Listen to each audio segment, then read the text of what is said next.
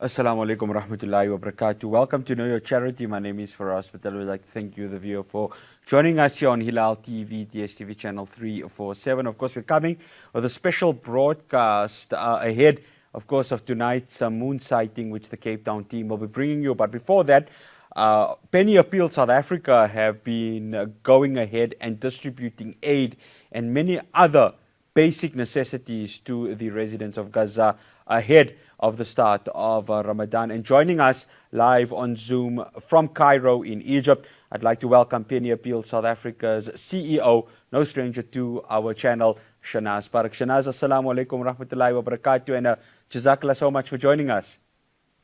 Wa alaikum salam wa rahmatullah. Always a pleasure to speak to you, Faraz. No, it's an absolute pleasure. Okay, Shahnaaz, I see you holding something in your hand, food pack. I see there's distributions going on there. Talk to us about it. Remember, we had this conversation last week. How has this? Yes. How has the journey been? How has the distributions gone so far? So I'm currently speaking to you from a warehouse in Cairo, where we've been packing humanitarian aid to make its way out to the people of Gaza, out to the West Bank area, to Palestine. So there's a lot of activity, as you'll hear, and as we'll see behind me, with humanitarian aid being packed. That's in the form of food packs, as well as hygiene packs, which are making their way thanks to the support of our donors. In terms of the distribution, we're fortunate enough to have our teams on the ground. Currently, today was the first day, day one, in West Bank, where we distributed 100 food packs, 100 food boxes that made their way. The balance of items will be making their way in the weeks that come and into Ramadan, so that we can address and get it to those in Gaza, as well as the hygiene packs and winter clothing that we're still raising funds for, which will be making their way there. Now, it hasn't been an easy journey, but alhamdulillah, we're here. Yeah. Obviously, you've been telling me about the journey that you've been going through, Shahnaaz. Of course, as always, there's going to be a trouble that's going to come from the Israeli authorities. But other than that, I mean, given that this is something that Penny Appeal continues to work hard for, strive for, how much of pride does it give you that you have now reached this part of the journey where this aid can be distributed? I think it's really been a bit of an emotional roller coaster for us. You know, it's not the first time we're finding ourselves in Cairo packing humanitarian aid. It's the second trip here. But each time we come, there's new experiences. And I think this time it's different because we've been able to engage with refugees from Gaza who have made their way out here to Cairo, most of them needing medical assistance. And as much as it brings me some form of peace and a little bit of pride, in that pride is humility. And it's humility for us being able to be gifted enough to respond to the needs of those individuals who need this aid so desperately. We've seen some really desperate cases of widows that we've visited who have lost limbs, who have children, require support. And that's here in Cairo, which is fairly, functional. If you skated back to West Bank, hundreds of families have been displaced, thousands, in fact. Thousands more are still injured and still on that side. Thousands more are freezing in the cold. And so it will never be enough. As far as I'm concerned, my opinion is that these efforts need to be continuous and need to be ongoing. And as much as we have pride as South Africans, we have stood with the people of Gaza, I'll say it again, with that pride comes humility. And it's humility for us understanding that we are a mere means to be able to get humanitarian aid to these individuals. And so you never know who or how Allah Ta'ala has selected individuals, people, donors to fulfill the wishes and du'as of those people in Gaza. And for me, that's been the most humbling experience, despite all challenges. Alhamdulillah. I think, Shahnaaz, we're going to ask you, if you can, maybe you just give us a bit of a journey of the warehouse and what are some of the stuff that will be distributed. Sure. So we're going to take a walk and have a look at what's here. No problem. Oh, they've moved. Sorry, I didn't realize they're so close to me. But so here we have boxes. Now, all of these, if you're wondering, all of these in terms of a supply chain logistics makes perfect sense. If you're that business person who understands supply chain logistics, these are boxes of food packs which are put onto a pallet. So we're mandated to follow whatever compliance and guidelines are given to us by the Israeli authorities to allow for these things to pass through the border.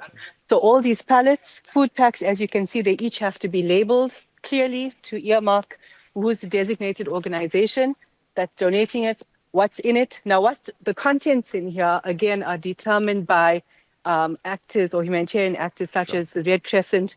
Israeli authorities will give you listings.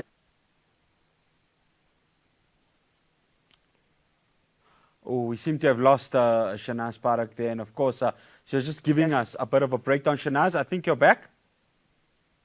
Okay, Shahnaaz, we seem to have lost Shahnaaz there. But interestingly enough, I mean, it's just obviously breaking down what has to be there. And what's interesting of what you mentioned is that it has to go through certain protocols. Now, unfortunately, given the occupation that is there, there has to be this continuation of following the protocols. And one of them does mean being and complying with the Israeli authorities. And alhamdulillah, looks like we are about to get Shahnaaz Paruk back. We're just going to give it a few minutes for her to get back. Shahnaaz, are you there with us?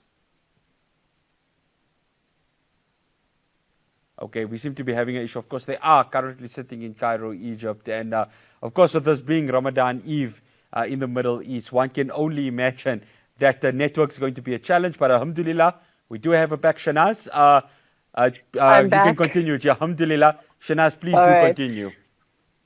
All right. So very quickly, these are also hygiene packs that are being sent from our sister entity, which is Hands That Care. As you can see, that's our trademark, the South African heart, always sent with a lot of love. Hygiene packs, again, specific to serve a family. All these food packs are geared to serve a family of 4 to 6 for about a 1 month period. The hygiene packs have items that will ensure that women, children have those necessities that they need as well as men. So toothbrushes, toothpaste, sanitary wear, underwear, dishwashing liquid. You know, it's quite a big box. And again, mandated items that are permissible to enter. All of these pallets, once completed, and you'll see there's still a lot of stuff in the warehouse that's going to be packed up and sent around. All of these pallets will then make their way onto this truck, right? So once the truck is packed up, alhamdulillah, we're going to be it's then labeled with our banners, so it's clearly demarcated as to which organization is sending it through. Onto the pallet, paperwork is submitted for approval. Once that happens, you get a number, or your truck number as we call it. The truck number is then tracked. It allows us to track where the truck is at any specific time. Once the truck passes through the border, we receive a notification that our truck has passed through, and our people on the ground then go forward, distribute it from the border that it's cleared at, and it makes its way to the people of West Bank and Gaza. And that's the journey that all of this will be taking onto that truck, inshallah. Shahnaaz, I know we're having a bit of connectivity issues, so I'm going to ask you one final question.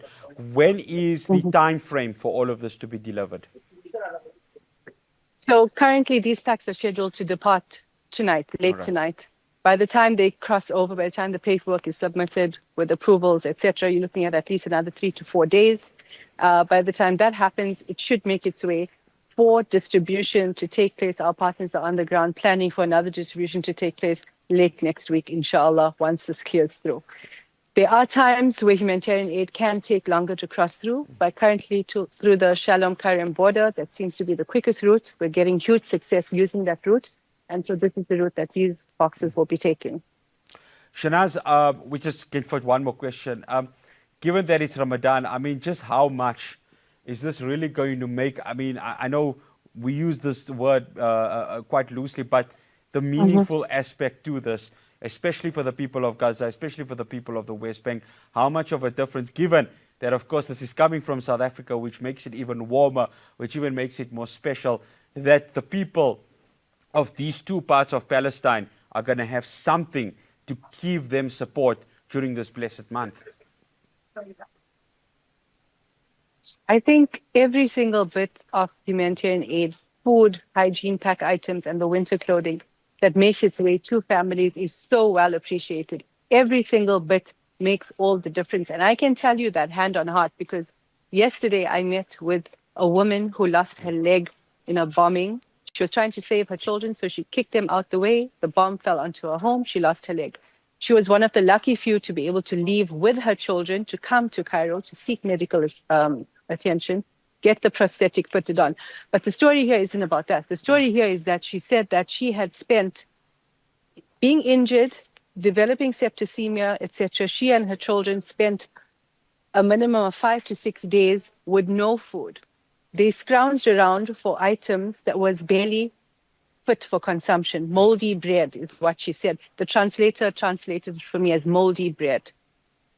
There is no access to sufficient food. Food insecurity levels are through the roof in areas like Gaza, in areas like West Bank. The West Bank may not have been bombed as severely, but they are struggling just as badly because those restraints are on them as well. There's no access to sufficient food. There's no access to sufficient warmth. There is a severe winter that's currently unfolding. Every bit counts. These brothers, sisters, mothers, fathers, these children, they need our help. Not tomorrow, today. Today. We've got to make it count this Ramadan. And I'm saying this to you because I've had first-hand experiences speaking to refugees that made it out where they say, my mother and father are still there. My brother and sister are still there. My husband is still in Gaza. He never made it out. He's still there. Sister, what are they doing? Do they have a job? Are they eating? They're not eating. They find what they can. They find scraps. These boxes are actually shared between displaced families. Children that have clothing items given to them share it with other children. And I'm saying this maybe because it's the eve of Ramadan. But each time I speak to them, I'm humbled and I'm reminded how much we have to be thankful for. And more than that, how we have a duty to respond. It is our duty to answer the call, make it count for each of these people. We're talking about whether it's Gaza, we're talking about Syria, we're talking about Somalia, we're talking about Sudan. The need is severe. So every single bit helps.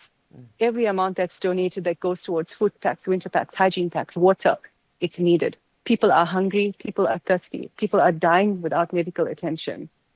It's desperate, and there is a need. Shahnaaz, as always, Jazakallah so much for making the time for us. May Allah subhanahu wa ta'ala continue to bless you and your organization to continue this good work. Assalamu alaikum wa rahmatullahi wa barakatuh. All the best. Wa alaikum salam wa rahmatullah. Shukran. That's Shahnaaz Paruk, CEO of Penny Appeal South Africa. Just a quick interview we needed to have with her as Penny Appeal goes ahead, loads up all the necessities that will be shipped through or driven through with a truck to the West Bank and Gaza. That's all we have for you here on this special edition of Know Your Charity. Don't forget, tonight, the moon sighting, our Cape Town team will be bringing you the live coverage with regards to that. So stay tuned to us here on Hilaal TV, DSTV channel 347. From myself, Faraz Patel, the rest of the team in Johannesburg, Assalamu alaikum wa rahmatullahi wa barakatuh.